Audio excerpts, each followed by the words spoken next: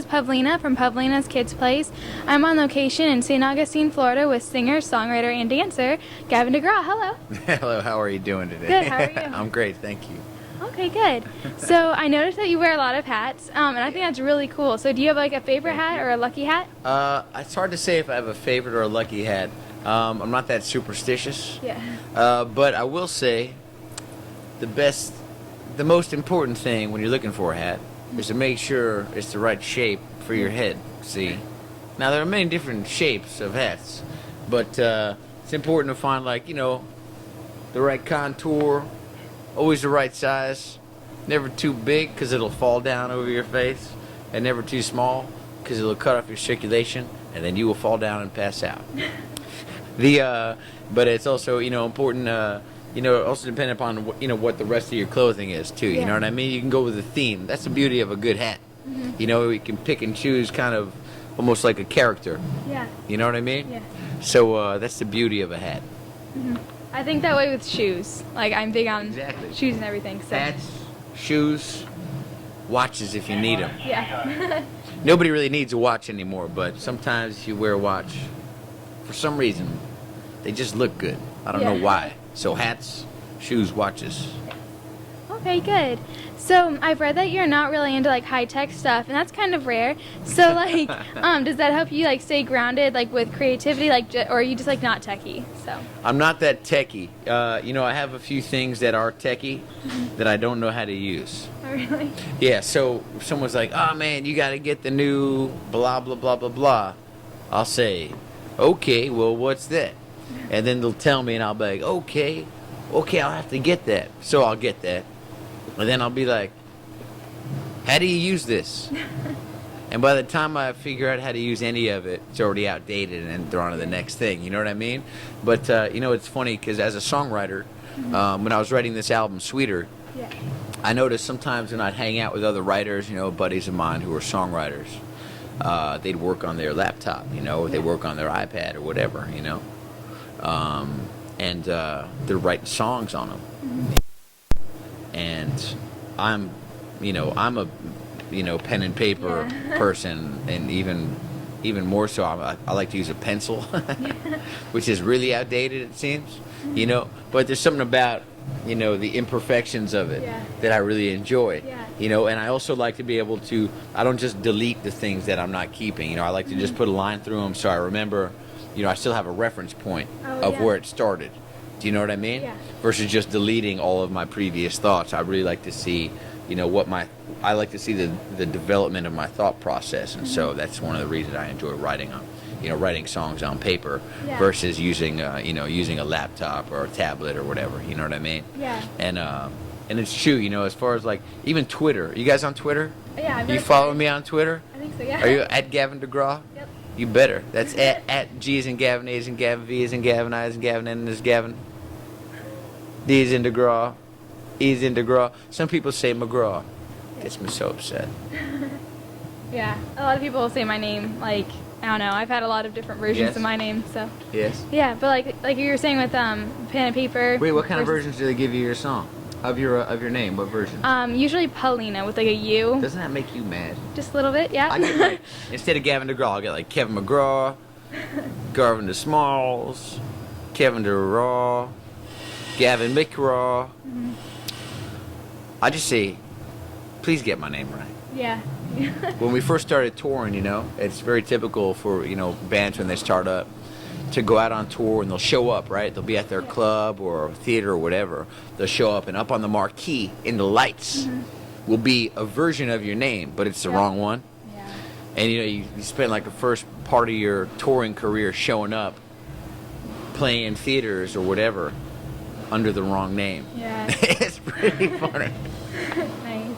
Yeah. But like you were saying with like the pen and paper and like that iPad and stuff, that's kind of like with like books, like I have to have my paperback books, not like I can't read off like my phone or anything. I totally understand. So, I totally understand. I'm still kind of itching to get off of the, get out of reading books and kind of go into that whole tablet world. Yeah, just because books get heavy. I've got my carry-on when we travel. We getting on airplane after airplane, jet setting, going around the world, and I've got this miniature library in my bag, And every time somebody wants to, help me out with the bags or whatever, because, we travel with a lot of stuff, to be like, here, let me get that for you. I'm like, really, you're going to need a little assistance with that. It's like, a couple $100 worth of books.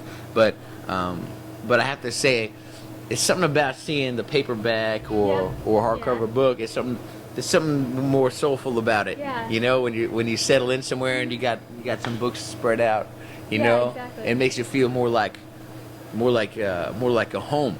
Yeah. Yeah. So I definitely relate to that. So kids have growing up, kids have all kinds of obstacles. Like what kind of obstacle did you have to overcome and everything? Oh, well, everybody certainly has obstacles. You try to figure out where you fit in, who you fit in with. There's a lot of pressure on figuring out, who do you hang out with? Which is your group of friends? What type of person are you? Right? And there's that whole, there's such a huge amount of options as far as, you developing your own personality and your own identity. And at the same time, having an identity that is acceptable. Oh, yeah. You want to be you, and at the same time, you're part of a society, right? Yeah. So there is that fine line of individuality, where individuality meets society, right? Yeah. Who are you specifically, right? Yeah. Now, not only who are you, now where do you fit in also, right? Yeah. So I was one of those guys who floated around from table to table at the cafeteria growing up, So, that's just who I was. In high school I would hang out at this table with this group of people, that table with that group of people. Yeah. Even if not all the groups got along. Yeah. But I wouldn't say I was at every single table, just because a lot of tables and lunchtime is only so long. But but I used to hang out a lot of different type of social circles and things like that. And but that's one of those things that everybody deals with in their youth. Is they all deal with developing their identity and where they fit in socially. But here's the good side about it. Your development, right? It's good for your development to feel that insecurity of, I'm not sure where I exactly fit in. It's actually healthy for you. It's good for your mind. Because the fact that you're conscious of it means that you're on the right path. Okay. You know what I mean? Yeah. You don't have to know it all right now. And the fact is you'll never know it all. So the upside is that there's certain puzzles that will never completely be solved, and that's perfectly acceptable. Okay, good. So do you like writing with a guitar or a piano, and which vice versa gives a better or a different style? Well, I like them both. I'm primarily a piano player above being a guitar player, but a piano isn't as portable. Yeah. So when we're dealing with a limited amount of space, and I'm out here with my tour bus, and you're traveling with not all of your stuff. I can't set up a piano in my back lounge, but I can have an acoustic guitar leaning against the bed.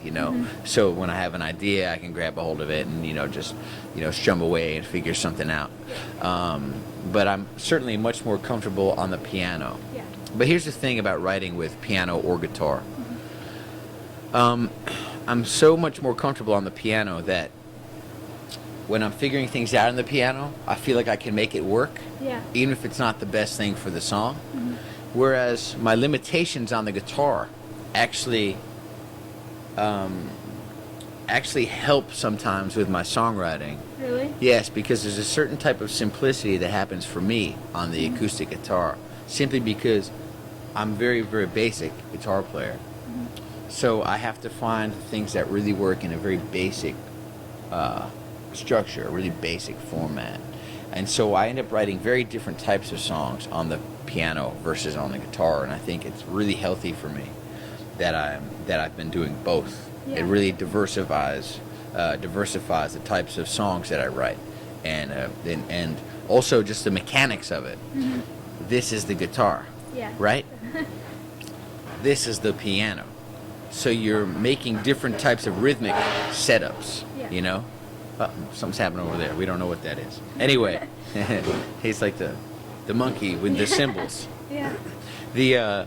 But it makes for different rhythmic structures for your songwriting. It really does add a nice diversity to your songwriting when you write on different instruments. You know, sometimes I write on the drums. You know, am I a drummer? Absolutely not. But that doesn't matter, because simply sitting at a drum kit, you know, and I can get through some stuff on the drums, setting it up, you know, starting out with a rhythm. Yeah. That helps me write different types of music, and so it all really begins to help your music take shape when you start writing different styles, and then all of a sudden they begin to merge together. Yeah. Okay. Yeah. Nice. So is there a song that you wrote that is like a theme or like deep meaning for kids, and has that affected you too? Is there a song I wrote that what? That has like a theme or a deep meaning? Oh, absolutely. Lots of songs for sure. You know, my first big hit, I Don't Wanna Be, was written about identity. Yeah. About you being you know? Mm-hmm. And the fact is, there's one really important word in that song, in the song I Don't Wanna Be, and it's the word lately. See? Because when I say lately, it means that there's room to grow. Because it's right now, lately. See, I don't just say I don't want to be anything other than what I've been trying to be. I say all of that, what I've been trying to be lately. That means that by putting in that one word, it leaves you room to begin to change into maybe handle those experiences, help shape who you're going to be as a person. Some people say, this happened to me, therefore I am this.